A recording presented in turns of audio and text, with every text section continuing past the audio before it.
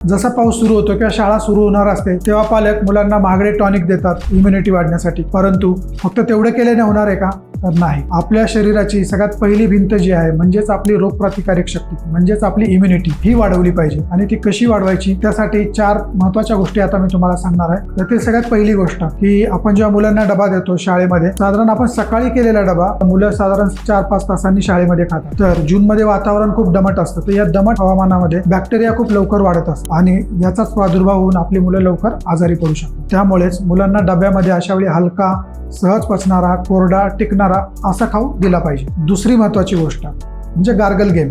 म्हणजेच जेव्हा मूल शाळेतून घरी येतं तेव्हा त्याला कोमट पाण्यामध्ये थोडंसं मीठ टाकून त्याला त्याच्या गुळण्या करायला सांगायला पाहिजे. यानंतर तिसरी महत्त्वाची गोष्ट, जर तुमचा मुलगा इतर त्याच्या मित्रांच्या बॉटलमधलं पाणी पित असेल किंवा शेअर करत असेल पाण्याची बॉटल, तर ते करायला सांगू नका. तुम्ही त्यांना आपल्या घरातील उकळून कोमट केलेलं पाणी प्यायला दिलं पाहिजे आणि त्याने स्वतःच्याच बॉटलमधून पाणी पिलं पाहिजे, याची दक्षता तुम्ही नक्की घ्या. चौथी महत्त्वाची गोष्ट आहे 7 ते 8 तासाची गाढ झोप. आपल्या मुलांना त्यांची इम्युनिटी वाढण्यासाठी किंवा चांगली राहण्यासाठी कमीत कमी 7 ते 8 तास एक शांत चांगली झोप नक्कीच मिळाली पाहिजे. तुम्ही हे सुद्धा लक्षात घ्या की आपल्या लाईफस्टाईलमुळे आपण उशिरा झोपतो तर मुले उशिरा झोपतात, त्यांची झोप पूर्ण होत नाही आणि त्यांची इम्युनिटी त्यामुळे कमी होते.